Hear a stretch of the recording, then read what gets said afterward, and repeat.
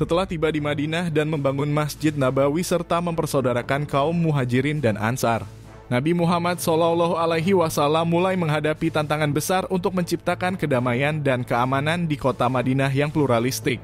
Salah satu kelompok penting yang tinggal di Madinah adalah kaum Yahudi. Mereka merupakan kelompok yang memiliki pengaruh besar di Madinah dengan beberapa suku besar seperti Banu Qainuqa, Banu Nadir, dan Banu Quraizah. Nabi Muhammad SAW dengan bijaksana memilih untuk melakukan perjanjian dengan kaum Yahudi yang ada di Madinah. Perjanjian ini menjadi sangat penting karena bertujuan untuk menjaga kedamaian dan keamanan bersama di antara umat Islam dan kaum Yahudi yang hidup berdampingan di kota Madinah. Perjanjian ini kemudian dikenal sebagai Perjanjian Madinah atau Piagam Madinah. Namun, perjanjian ini bukan hanya mengenai masalah sosial dan politik. Ia juga berisi prinsip-prinsip moral yang mengatur hubungan antara kelompok yang berbeda, memastikan hak dan kewajiban masing-masing pihak dihormati. Pada titik ini, Nabi Muhammad SAW menunjukkan kematangan politik dan kebijaksanaan luar biasa dalam mengelola perbedaan dan membangun masyarakat yang adil. Salah satu langkah pertama yang diambil oleh Nabi Muhammad SAW setelah hijrah ke Madinah adalah membangun hubungan yang harmonis dengan kaum Yahudi. Kaum Yahudi pada waktu itu sudah lama menetap di Madinah dan memiliki pengaruh yang besar. Mereka memiliki kekayaan dan kekuatan politik yang mempengaruhi kehidupan sosial dan ekonomi kota tersebut. Namun ketika Nabi Muhammad SAW datang ke Madinah, situasi politiknya cukup kompleks. Terdapat 3 suku besar Yahudi di Madinah, Banu Qainuqa, Banu Nadir, dan Banu Quraizah. Meskipun sebagian besar kaum Yahudi berusaha untuk hidup damai dengan Nabi Muhammad SAW, terdapat juga ketegangan yang muncul terkait dengan pengakuan terhadap kenabian Muhammad SAW dan ajaran Islam. Nabi Muhammad SAW ingin menjamin keamanan dan kedamaian tidak hanya untuk kaum muslimin, tetapi juga untuk kaum Yahudi yang hidup di Madinah. Oleh karena itu, beliau memutuskan untuk mengadakan perjanjian dengan kaum Yahudi. Perjanjian ini bertujuan untuk menciptakan hubungan yang saling menghormati, menjaga keamanan bersama. Setelah melalui diskusi yang panjang, Nabi Muhammad SAW akhirnya membuat perjanjian dengan kaum Yahudi yang dikenal dengan nama Piagam Madinah. Piagam ini adalah sebuah kontrak sosial antara Nabi Muhammad SAW dan semua pihak yang tinggal di Madinah, baik itu kaum muslimin maupun kaum Yahudi. Dalam piagam tersebut terdapat beberapa poin penting yang mengatur hubungan antara umat Islam dan kaum Yahudi di Madinah, antara lain kebebasan beragama dan perlindungan.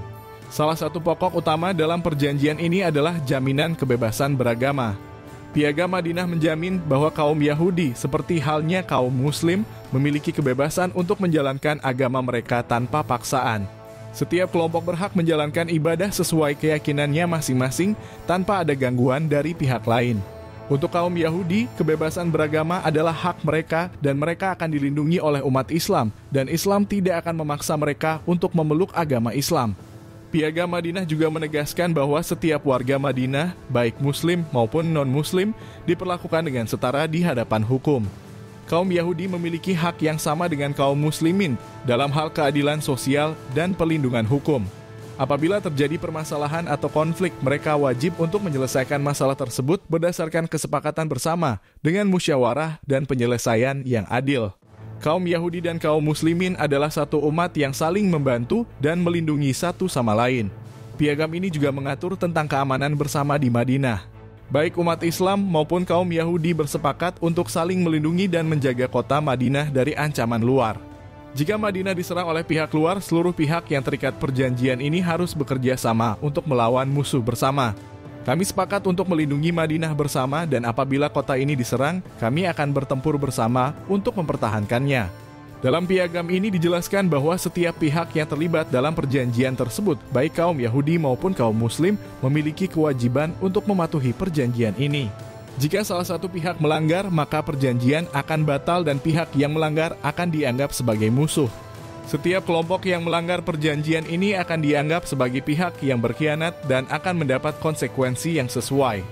Perjanjian ini menjadi dasar hubungan yang lebih baik antara kaum Muslimin dan Yahudi di Madinah selama beberapa tahun.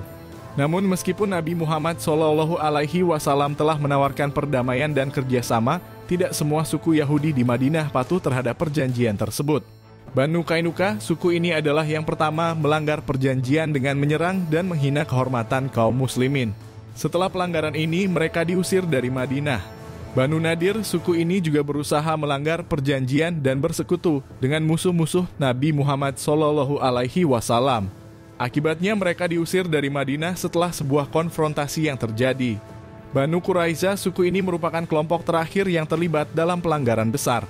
Ketika Madinah diserang oleh koalisi musuh dalam perang Ahzab, suku Banu Quraiza berkhianat dan bersekutu dengan musuh.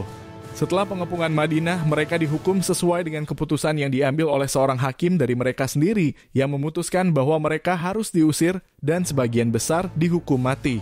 Perjanjian yang dilakukan oleh Nabi Muhammad SAW dengan kaum Yahudi di Madinah menunjukkan kebijaksanaan beliau dalam mengelola masyarakat yang beragam. Piagam Madinah tidak hanya mengatur hubungan antar umat beragama, tetapi juga memastikan keadilan, keamanan bersama, dan solidaritas sosial. Meskipun tidak semua pihak mematuhi perjanjian ini, langkah Nabi Muhammad SAW menunjukkan bahwa beliau selalu mengutamakan kedamaian, keadilan, dan persatuan, bahkan dalam menghadapi tantangan besar. Kisah ini mengajarkan kita bahwa dalam membangun masyarakat yang adil dan damai, sangat penting untuk menjalin kerjasama dengan berbagai pihak dan menjaga komitmen terhadap perjanjian yang telah disepakati. Perjanjian dengan kaum Yahudi di Madinah menjadi bagian penting dalam membangun peradaban Islam yang penuh toleransi, meskipun ujian dan tantangan selalu hadir dalam perjalanan sejarah.